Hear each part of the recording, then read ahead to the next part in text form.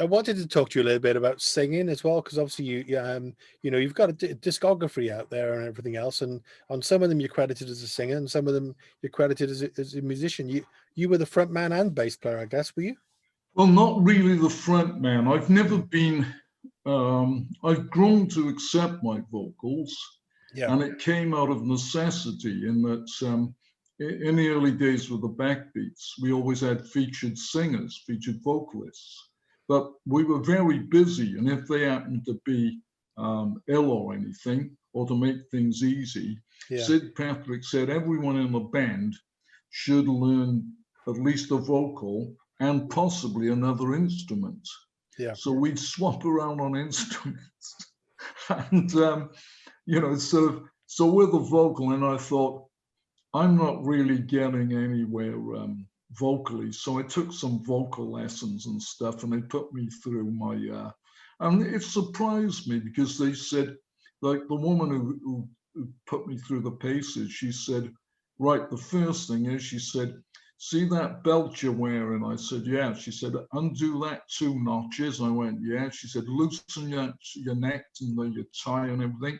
And she said, forget about having a guitar draped around you and singing. She said, your posture's all wrong. mm-hmm. So, of course, when I was on a double bass, she said, well, that's slightly better because you're opening up the chest. But she said, what's wrong with what don't you like about you? I said, I don't like the sound of my voice, and I don't. I said, I'm frightened of reaching high notes. Yeah. So she said, right. She said, can you read this score? And I said, yeah, I'm okay. I'm rudimentary doing stuff. And she said, I want you. She said, I'm not gonna show it to you now, but she said, I want you to sing it. And she said, then we'll give you the score and you sing it. And of course, it was Somewhere Over the Rainbow. Okay. So you're going 1/8 and then dropping back to the 7. But what I was doing to play it safe, of course, was only just not going up to the octave. And, but once, you know, so it was out of necessity. And that's a hard song to sing, I think. Yeah, it is. It's very hard. I never do it. Gene Vincent did a superb version. Yeah, but John Martin did a great version. Have you ever heard John Martin's version? Yes, a beautiful version, very different. Yeah, indeed. Yeah, but it's a good number, and you know, I mean, but then I found that you know people like Johnny Cash sometimes personality in a vocal, and and I've been a long time fan of Leonard Cohen. I like Leonard Cohen, yeah. And I got to see him on his last Cardiff tour. Oh wow, how great is that? The band was superb. You know, great. And Leonard was, you know, and I like the fact of lyrics. You know, is the other thing of the runoff of lyrics.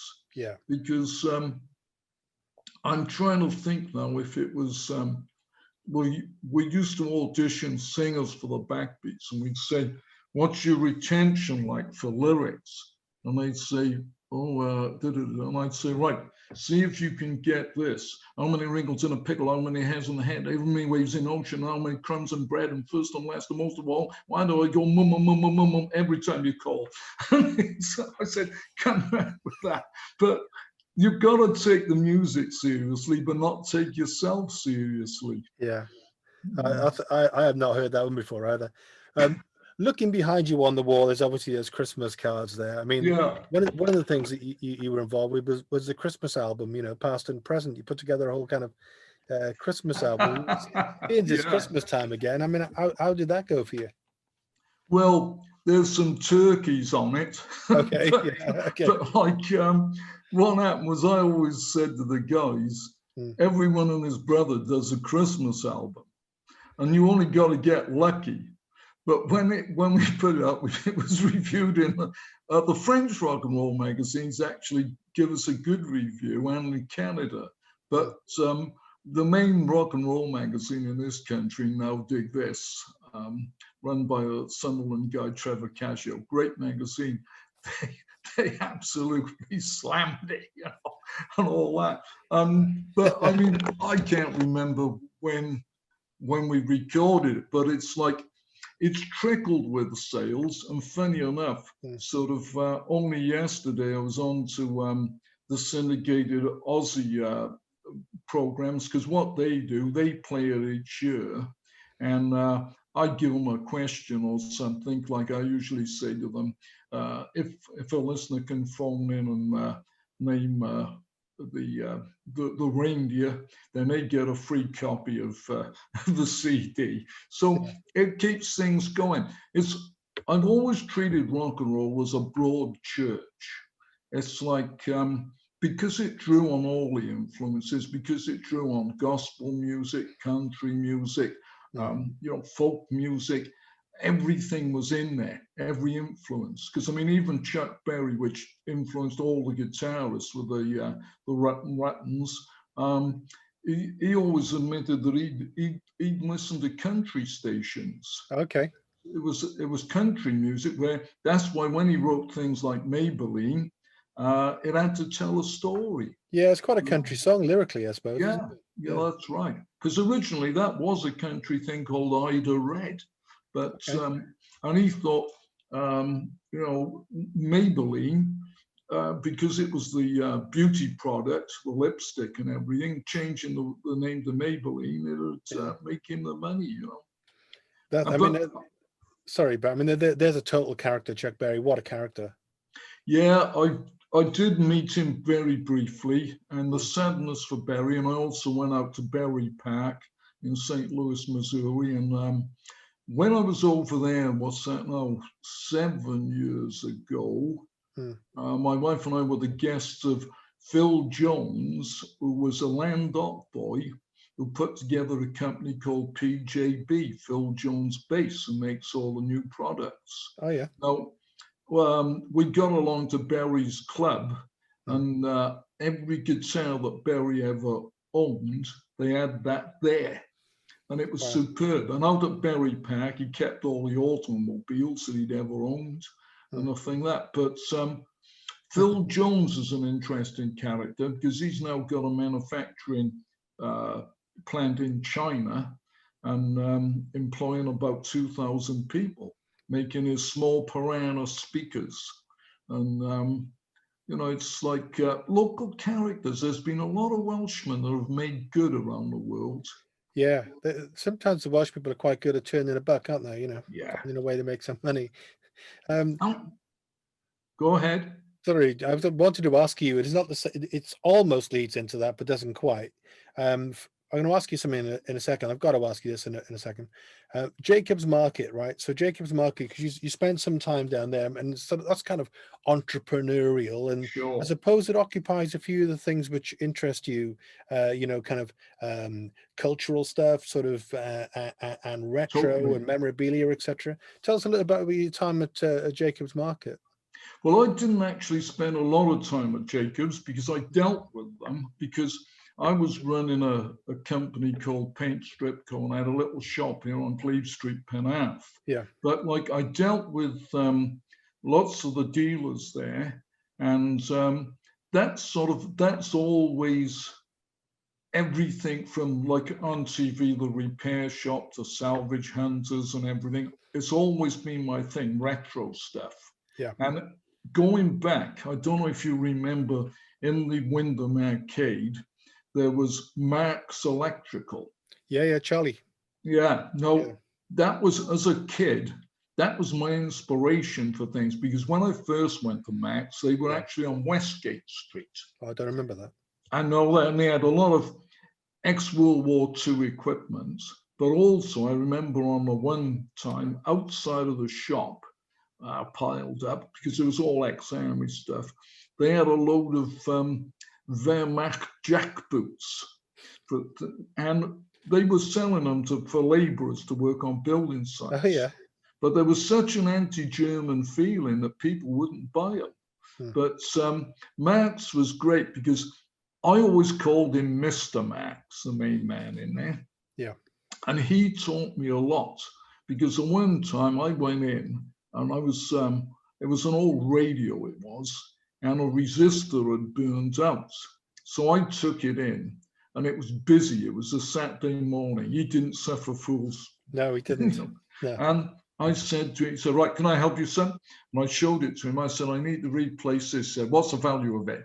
And of course, because it was all burnt, I didn't know. So he said, you're wasting my time. He said, come back when you've worked out the value of it. So I went back home and I thought, how can I work this out? So in those days, they had the electrical elements on electric fires that were wound.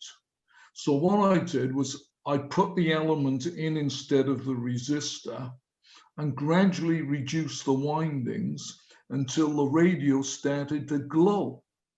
And then when I got it so that it would run without being too hot, I measured the resistance of what I had left and went into Mr. Max and said, I think this is it. And he said, how have you worked that out? I told him, and he said, there you are, now you've learned something. And he was great, because he used to say to me, right, you've got to wire these speakers up in series parallel. He said, do you know how to do that? And he sort of drew it up for me. Wow. But that gave me the interest on repairing and vintage stuff and everything. Yeah. And going on Jacob's Market, of course, what I also had at my shop was, it came from my step-grandfather, where they had a cobbler's or a shoe repairer's hasp, or lasp as they call them, where you've got a length of wood and then you've got the iron piece and you put the shoe on. Okay. And you put the shoe and you put the little pins into the sole, etc., to work on it. So this thing looks like an artificial leg. I've still got it today. Oh, I know what you mean. Yeah, my dad had one. Cobbler's lasp or hasp, yeah. Because some of the smaller ones were like a 3-shaped one and went on the floor, but this was a big one. So I put it in my shop window with a note on it saying Nelson's wooden leg. so when I'm coming up to retirement, this woman comes in with a young son who was about 8 or 9. And she said, he's got a question for you. And I said, what is it? He said, I'm worried, because he said, now that you're all going to retire, he said, I don't want a rich American to buy Nelson's wooden leg and it to leave the country. but the number of people people never say to me, well, hang on, Nelson never had a wooden leg. No. Brilliant.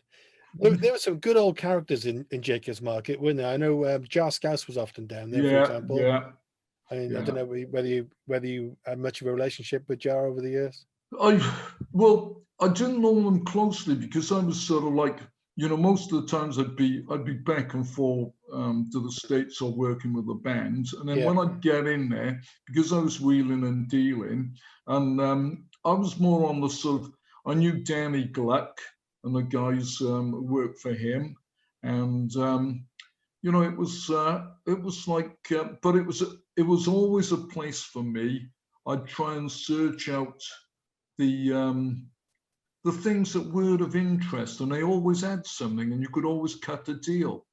Yeah, they were great, Yeah, it was an interesting place, because I used to work in Red Dragon Radio, which obviously was just down walking just distance around the corner. in those days from Jacob's Market. Well, of course, when it was Red Dragon, Phil Suarez had I was going to mention Phil, because obviously I worked with Phil. Yeah, I got to know him quite well and like him. I wonder, because what was the name of his rock and roll band? The Graduates, was it? I think he did stand in with them for a fair time, the Graduates, but he was also he was also with Dave Edmunds for a short time. Wow, yeah. Because I was like, he was playing drums when I was depping with bass with them, and Dave then didn't have the blonde Gibson that he ended up with. Of course, he went to a Fender in the end before his the last few years and that, but. There's a story behind that blonde Gibson that goes back to Charlotte Church's granddad. Okay. And I've got the picture of when they were the Gary Edwards combo. Duffy is clutching that blonde Gibson. And he's in Cardiff, and the Solid Six, or the Gary Edwards combo, I should say, were playing above. There was a dance hall above where Gamlin's shop is now. Okay. And across the road, by that Flea Pit Cinema, I can't think what it was called now, but Dave Edmunds. Wales on the corner there as well. Yeah. Well, Dave Edmunds was playing in a venue above there. And in the break, he came over and he wanted to try out the Gibson. And they said, you can try it out, but you're not going on stage trying it out. Yeah. And of course, he loved it so much, he bought that blonde Gibson. Okay. And that was it, yeah. And that always suited him.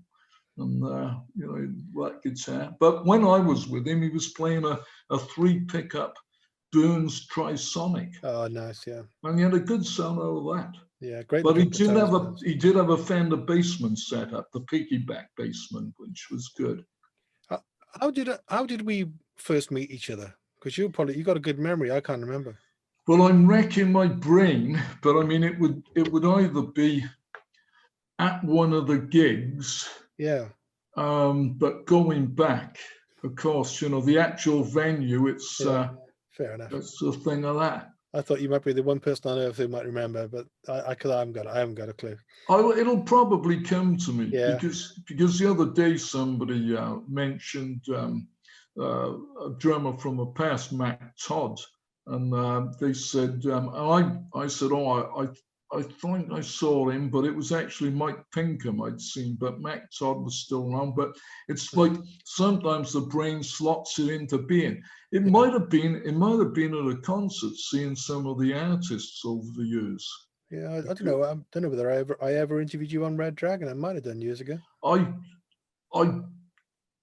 trying to think, because I did do.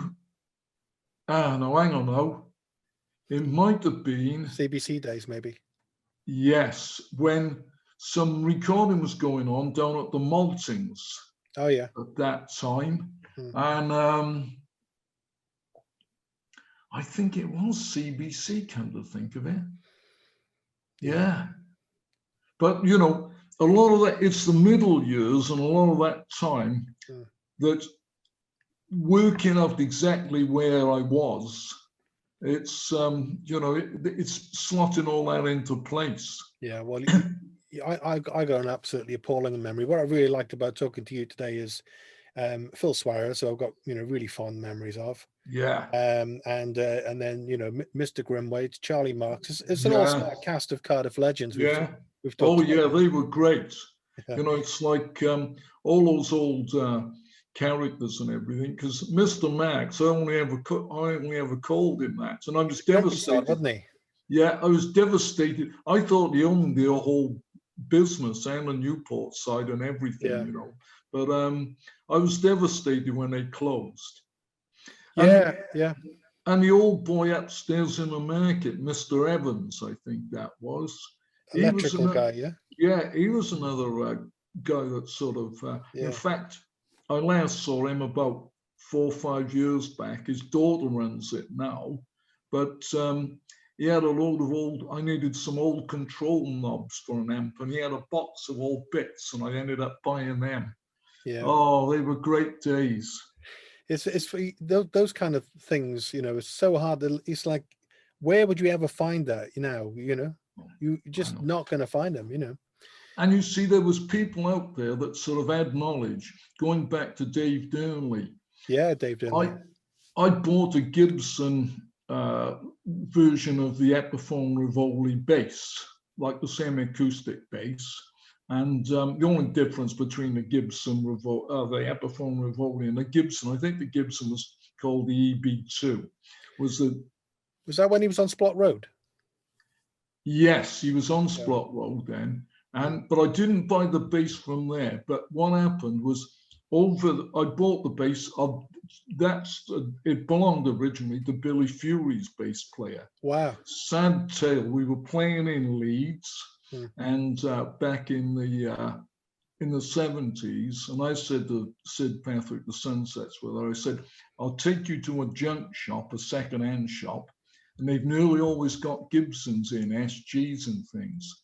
So it was a rainy day, and as we're walking towards the shop, he said, look, they got a 335 in there. But when we got close, it was a Sunburst, this bass, the EB2. So I went in and I said to the guy, how much is it? He said, it's 120 quid. I said, I'll give you 80 for it. He said, no. He said, I've given £80 to Billy Fury's bass player to pay an electric and gas bill. And he said, I want to make 50% on it.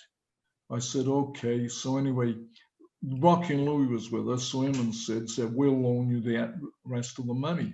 So I bought it. And I said to the guy, have you got a plastic bag? Because we're going to go to the cinema, kill time before the gig. He said, I got the case here, but it's in 2 halves. So we got the case and just put a bungee strap around it. So I had that for years. I played it probably for, I don't know, over a decade. But the Kluson tuners went very slack on it. Yeah. And the later ones weren't the same size. Let me just grab something a second Sure. while they're talking. Yeah. Because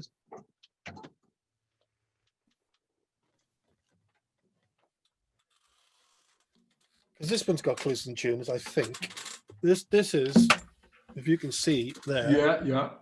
So I bought this from Dave Durnley in 1985. It's an old Takamine, yeah. Yeah. Sure. Now the Klusons are playing up. I think the Klusons, are they? I think on this. Yeah, they look like for sure. They're starting to get a bit loose. But this guitar is it's approaching its 40th birthday, and I ain't never going to sell this in my entire life. Good. But I'll give you a tip now, because the Durnley, of course, on the basses, the Kluson tuners were the big old ones. Yeah. And the later ones that Gibson made weren't the same. So I was in the Durnleys and I said, I think I'm going to have to get the cogs on these metal sprayed and recut. Yes. So he said, well, you've been around engineering all your life and working on cars. He said, think about it, Bat. So I went, well, what? He said, well, the wear on them. I went, yeah. He said, but what if you turn the cog round the opposite way? Because, of course, they'd worn on the leading edge. Yeah. So switching them back to front, they were like brand new. It took all the slack out of them. So whether you could do that on a 6-string, I don't know.